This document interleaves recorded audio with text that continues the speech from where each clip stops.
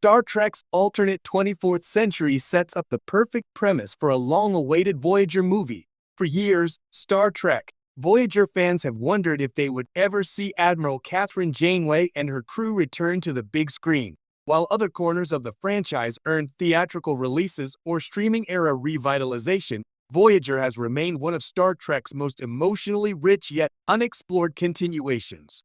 But now, thanks to major shifts in Star Trek's timeline experimentation, especially its growing interest in alternate 24th century realities, the franchise has, perhaps accidentally, crafted the perfect foundation for a Voyager movie that would feel both nostalgic and bold.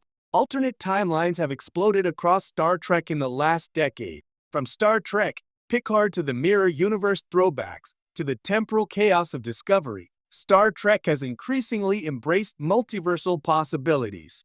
And what's fascinating is that many of these branches intersect directly with Voyager's legacy, its technology, its characters, and the consequences of Janeway's universe-shaking decisions. These newly developed ideas offer a cinematic quality threat tailor-made for a Voyager reunion. A Voyager movie has never had better narrative conditions. And the key lies in Star Trek's evolving exploration of the alternate 24th century. The 24th century is falling apart again. The prime 24th century, the era of TNG, DS9, and Voyager, once looked like one of Star Trek's most stable periods. But the last several shows have retroactively revealed how thin that stability was. Picard Season 2 gave viewers a fascist Confederation timeline where humanity conquered the stars. Lower Decks occasionally dips into chaotic mirror offshoots. Even Prodigy suggests one change in Starfleet history can unravel everything. The message is clear. The 24th century is not fixed. It is fragile. And of all the events in that century, Janeway's actions remain some of the most timeline-defining. Her alliance with the Borg against Species 8472, Voyager's involvement with the Hirogen, the spread of future technologies, like the armor and transphasic torpedoes she brought back in Endgame. Every one of these unstable plot points could easily create a branching or collapsing timeline. Star Trek has quietly turned Voyager's legacy into a temporal powder keg, one that a movie could ignite in spectacular fashion. Janeway's temporal mistakes are finally catching up. Few captains in Starfleet history have bent the laws of time as often or as dramatically as Kathryn Janeway. She didn't just accidentally fall through anomalies, she weaponized temporal manipulation to get her crew home. Endgame famously had two Janeways, one altering the timeline to save her crew at the cost of unknown consequences.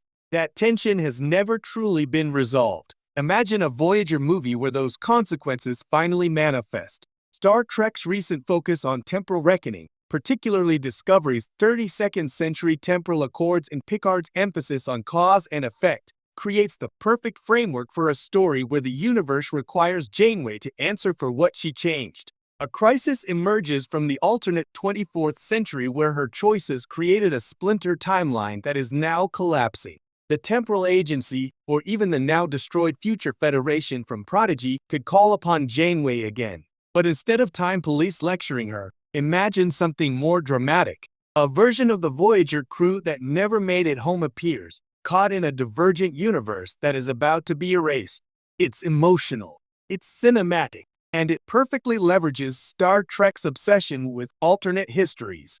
The return of the Borg, but not as we know them. Any Voyager reunion is incomplete without addressing the Borg, but Star Trek's current canon creates new opportunities far richer than a simple resurgence of the collective. Picard Season 3 introduced the idea that the Borg are splintered, weakened, but not gone. Picard Season 2 showed a cooperative branch Borg. Prodigy brought back the danger of Borg systems trying to reassert themselves.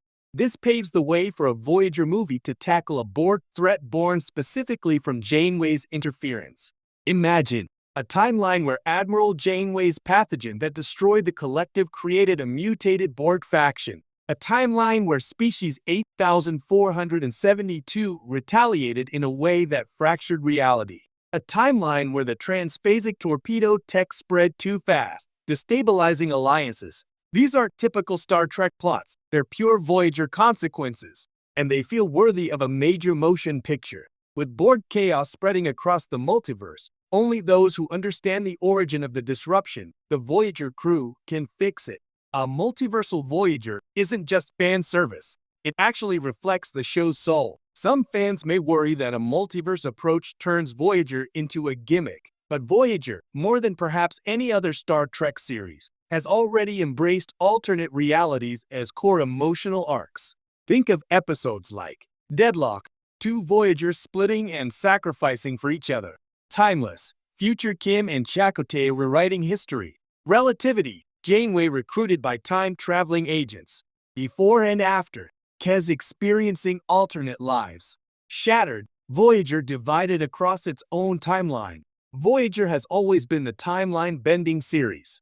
It never followed the stable, one-future structure of TNG. The characters routinely saw alternate fates, dead crews, destroyed ships, fragmented universes. A Voyager movie that uses alternate 24th century settings would feel like a natural extension of what the show always did best: show its crew confronting versions of themselves. The emotional core isn't the sci-fi spectacle, it's the reflection. Which characters could return, and how the alternate timeline lets them shine. A Voyager movie using the alternate 24th century finally solves a problem reunion stories often face: how to bring back characters who already had final endings or died. Because an alternate timeline can bring them back. Chakotay, restored from his vaguely resolved fate in Prodigy, could confront a version of himself who stayed in the Delta Quadrant. Seven of Nine, now a captain in Picard, could meet her pre-Fenris Ranger self. Harry Kim, still famously not a captain, could meet a version of himself who finally got that rank. The Doctor could encounter his unemancipated, early season program, forcing him to re-examine his own evolution. Tuvok, whose mental state was shaken in Picard, could face a version of himself untouched by decades of trauma. Most powerfully, Janeway could meet the timeline's Lost Voyager, a crew still stranded in the Delta Quadrant 25 years later because she never arrived from the future to change their fate. Seeing that crew, older, hardened, but still fighting, would be the emotional hook of the entire movie. Star Trek's current technology makes a Voyager movie much easier. When Voyager first aired, a movie involving parallel timelines, duplicate crews, and advanced Borg hybrids would have required massive budgets. But modern Star Trek productions already operate with cinematic quality effects on streaming budgets. Consider: Strange New Worlds regularly uses feature film-level VFX. Picard Season 3 created dynamic ship battles and Borg interiors comparable to First Contact. Discovery built entire multiversal frameworks visually. This means a Voyager movie doesn't have to compromise its ambition. It can fully embrace quantum rifts, colliding timelines, multiple Voyagers, advanced Borg constructs, 24th century fleet combat. The technology is ready for a Voyager movie that looks bigger than any Voyager story before it. A perfect structure for the film, a cinematic Voyager story rooted